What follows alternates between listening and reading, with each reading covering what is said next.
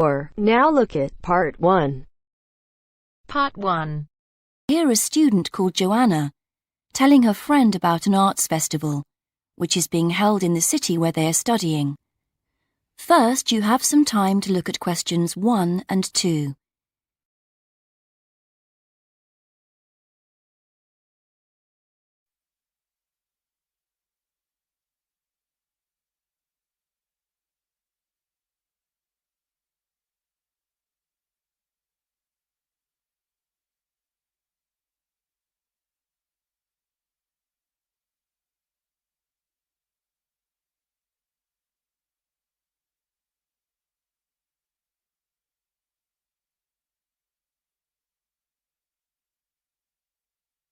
Now we shall begin. You should answer the questions as you listen, because you will not hear the recording a second time.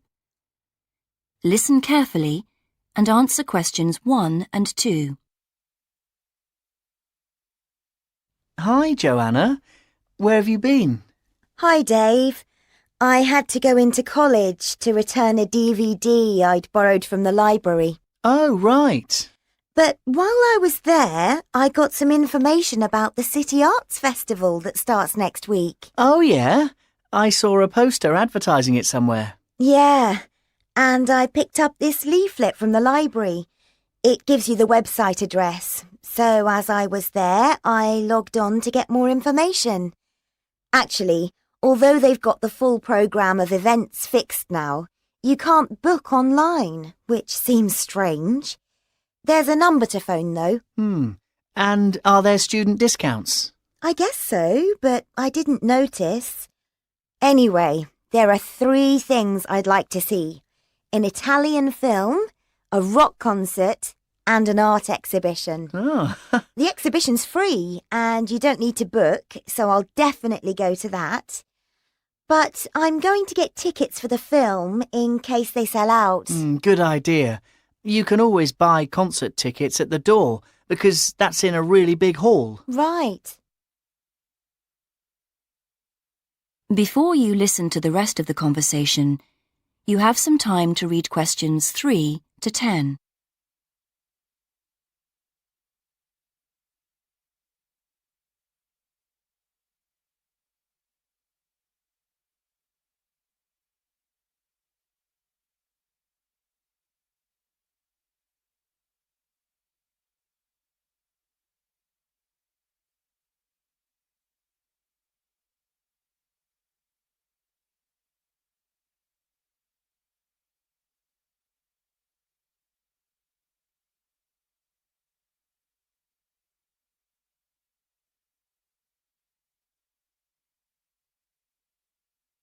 Now listen and answer questions 3 to 10.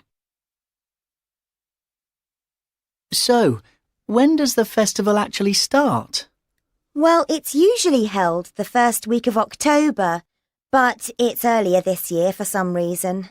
The opening night is September the 20th, and events go on till the end of the month. And have you got that phone number? Yeah, it's here. Look, it's 0967 990 776. OK, I'll write it down. 0967 990 776. Thanks. I thought the local council made a profit from the festival, but it says here that there's a commercial sponsor. It's a local bank. I didn't know that. Neither did I. What other events have they got on? As well as the art exhibitions and stuff that's open every day, there are special events each day. Like on Monday, there's a musical in the City Hall.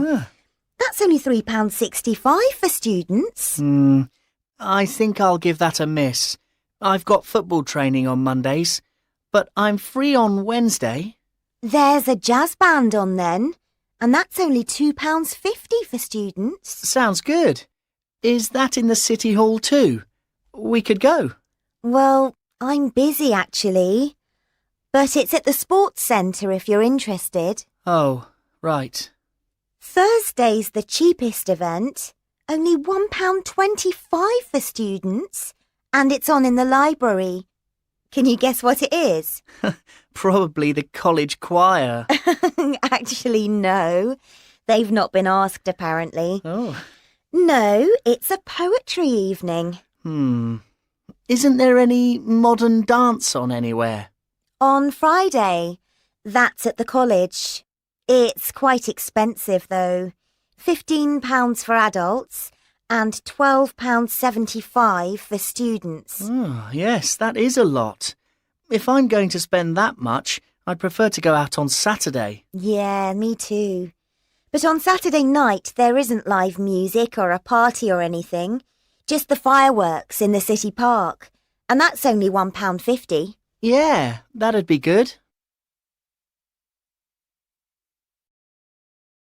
That is the end of part 1. You now have half a minute to check your answers.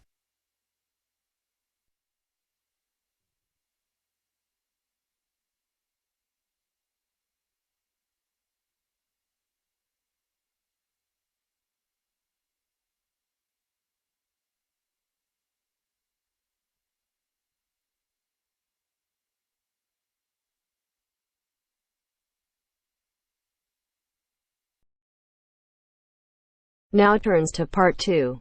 Part 2. You'll hear a lecturer talking to students about a printing process. First, you have some time to look at questions 11 to 15.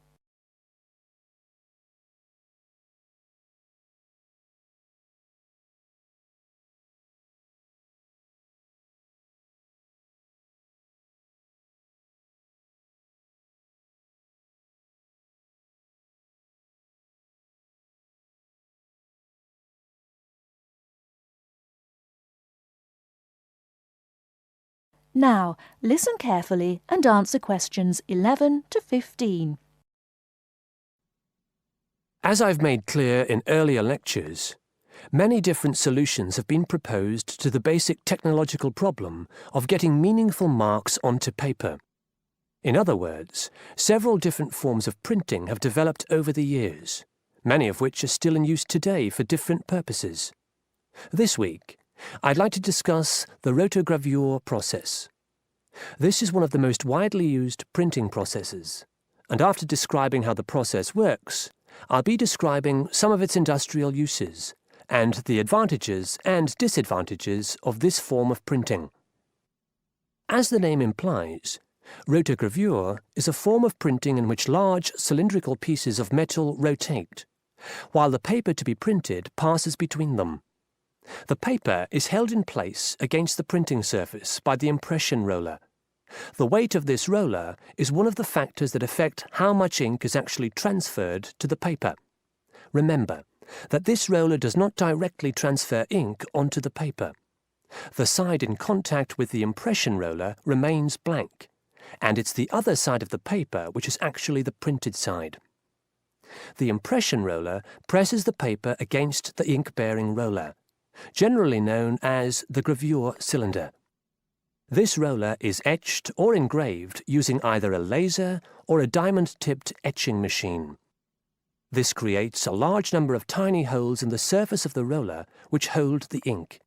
The depth and size of these holes determines how much ink is picked up from the ink fountain, which the whole printing assembly rests in. How much ink is picked up, in turn, determines the density of the image produced. As it rotates, the lower roller picks up more ink on its surface than is required, and this needs to be removed before contact with the paper. A flat edge, called the doctor blade, scrapes against the surface and removes all ink which is not in one of the holes on the surface of the lower roller. This should lead to a clean image. Before you hear the rest of the talk, you have some time to look at questions 16 to 20.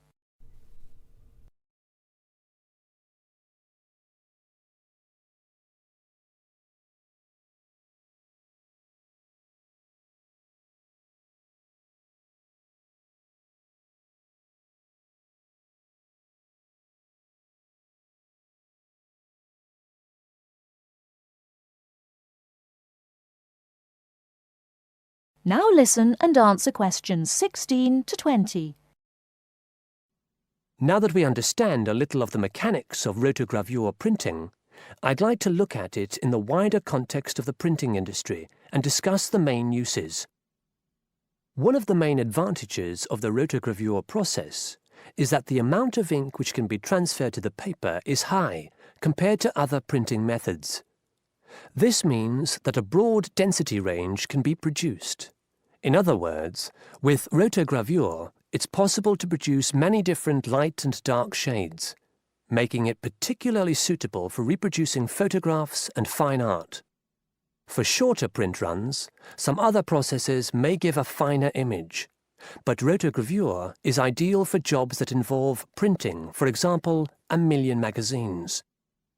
One common place where you'll see printed matter that has been produced by rotogravure is in the advertising material that is often inserted into Sunday newspapers.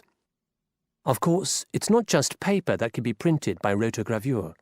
It's a very flexible process, since the rollers used can be made to any size required. Whether it's consumer packaging or large rolls of floor covering that need to be printed, rotogravure is a relatively cheap, quick method that is used in a variety of industries. This isn't to say that rotogravure is without its disadvantages. Probably the main drawback is the fact that, with large areas of colour, the dots are visible, even without using any kind of magnifying aid. Now, does anyone have any questions about the rotogravure process?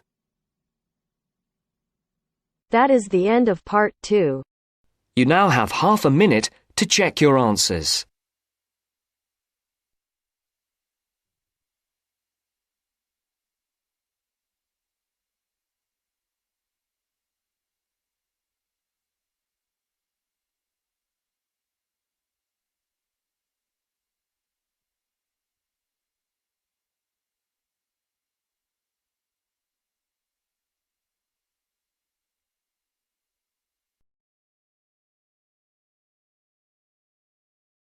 Now turns to part 3.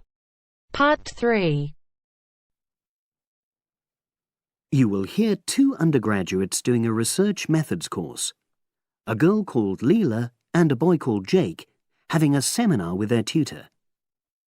Now you have some time to look at questions 21 to 24.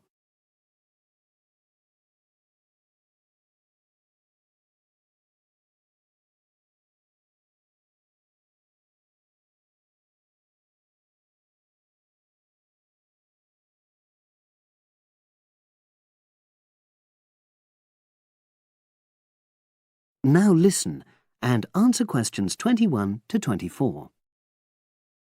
So the task I gave you both was to choose an article about a small-scale research project. Yes. You were then required to try to reproduce the research procedures in your own context, i.e. try it out for yourselves. Yeah, and that's what we've done. Great. So I'd like you to tell me a bit about the article and why you chose it. Well, the article's written by 2 university lecturers who had started using crosswords to help their students revise terminology for exams. And the crosswords were designed and set on computers. And we selected the article because, well, it seemed an accessible topic, even though we weren't familiar with the technique. You know, using IT to design crosswords for higher education. That's a good reason. So these lecturers wanted to see how well this innovation was received by their students. Yes. So how did you go about reproducing the research?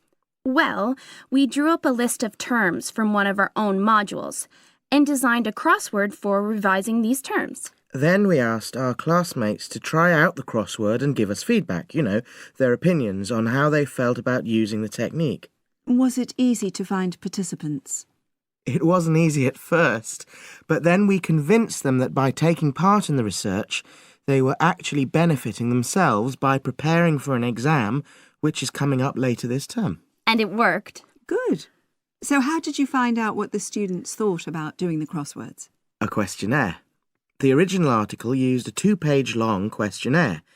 There were lots of excellent questions on it, but the whole section on difficulties using IT is now obsolete. old-fashioned even though it had only been written a couple of years ago. So you designed a shorter version? Yeah. Then we sent it to the 40 students by email and got 28 replies. I was taken aback by the fact that everybody we talked to thought this was a good return. I mean, the responses were well written. You know, people had taken a lot of care, but I was really disappointed with the low numbers. Yes, an important lesson to learn for an apprentice researcher. Yeah. Now you have some time to look at questions 25 to 30.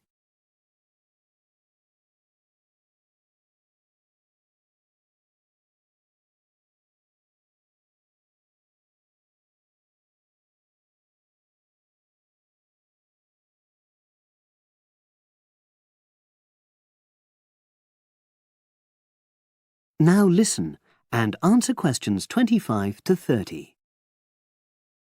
So what results did you get? Well, basically, the responses were extremely positive. The students said that doing the crossword on a computer helped them really focus on the work in hand and not be distracted, which is something that commonly happens with other ways of doing revision. Yeah, that was really clear. But something that struck me was that having fun hardly featured in their responses, nor did anything to do with spelling of hard words, which I thought would be an obvious benefit. No? Okay. Respondents also said that doing the crossword hadn't really increased their general motivation to study, but that it had highlighted the gaps in their memory so they knew what further work was necessary. Right. So how did your findings tally with those of the original researchers? There were lots of similarities, but... There were probably two main differences. We found that more males than females liked the technique, whereas the original study found the reverse. Also, our respondents said they wouldn't mind doing a crossword as a final official exam, whereas in the original study, students said they would hate doing it even if it meant having a shorter test. But of course, both sets of respondents said they'd be interested in doing more crosswords for informal purposes, revision, and so forth. Right. So let's have a think about the whole project and what you've learned from doing it. Well, it was very time-consuming. Yeah, and I don't think we managed that aspect very well. It could have been worse. I mean, we didn't have a lot of data, so we didn't have to spend ages processing it. And of course, we'd already done a course on numerical data processing, so there wasn't much new there. Yeah, that's true. Anyway, I think we designed our questions well so that they gave us manageable data. Yeah, it really helped having the original study to guide us, as it were. And that helped us to see what a good research instrument is. What a good questionnaire should be like. Absolutely. We got a lot from that. But when we were writing up the project, I'm not sure whether we'll know how to acknowledge the work of the original study. You know, our referencing. No, that's something we'll both have to work on in the future. Actually, that part's been great. Finding ways to share and support another person. That's the real plus from the project, learning ways to do that. Well, it's obviously been very successful.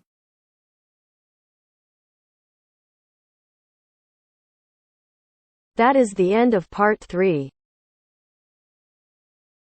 You now have half a minute to check your answers.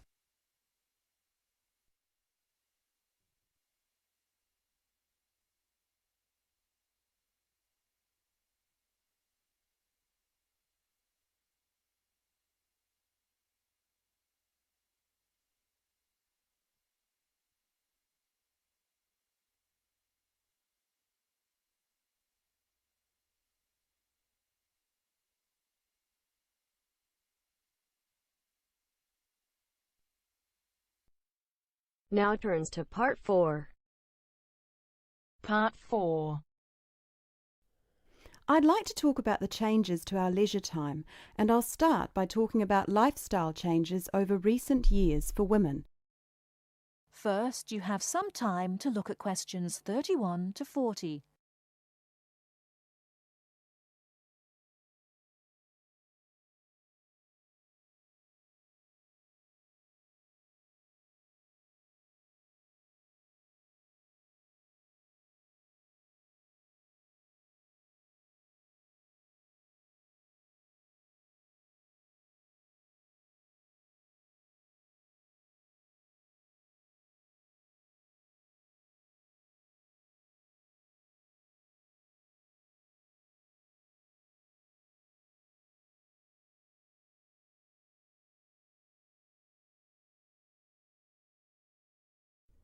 Now listen carefully and answer questions 31 to 40.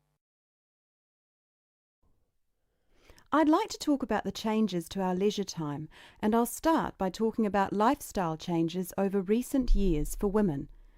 As we all know, the wife and mother of the family has traditionally been responsible for organising and completing household tasks for the family.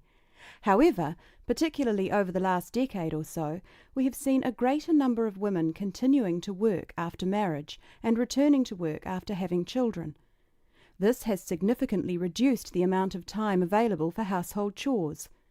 The result is that nowadays the majority of people own and regularly use products such as dishwashers or microwaves. The modern family often considers hours spent on cleaning and cooking as a waste of valuable time, and generally we are all interested in finding ways of reducing the number of hours we need to devote to such tasks. While washing machines have long been thought of as necessities by families, nowadays so too are microwaves and dishwashers. These goods can drastically reduce the amount of time we need to spend running our home and increase the amount of time available not only to go to work, but also to spend on leisure pursuits. As society develops and we become richer, we put more value on our leisure time and our possessions. The richer a society, the more demanding it becomes. People are no longer happy to work long hours for little return. Expensive holidays, expensive clothes and cars all become more important the more materialistic the society in which we live. Acquiring things and joining the race of acquisition means that modern society spends a lot of time and money purchasing unnecessary goods. Although expensive and persuasive marketing techniques are partly responsible, the demand for such goods often comes from young professionals, those with the money to endlessly upgrade things simply because a better model is made available.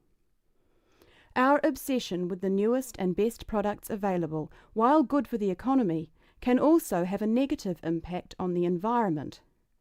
It is not appropriate to overproduce appliances and overuse electricity to keep these unnecessary appliances operating in our homes. We often forget about the damage we have done to and continue to do to the environment. Others opposed to the overuse of appliances and technology also argue that from a social point of view, over-reliance on gadgets means that people are losing the ability to be creative. Traditionally, it was considered an enviable skill to prepare meals night after night for our families.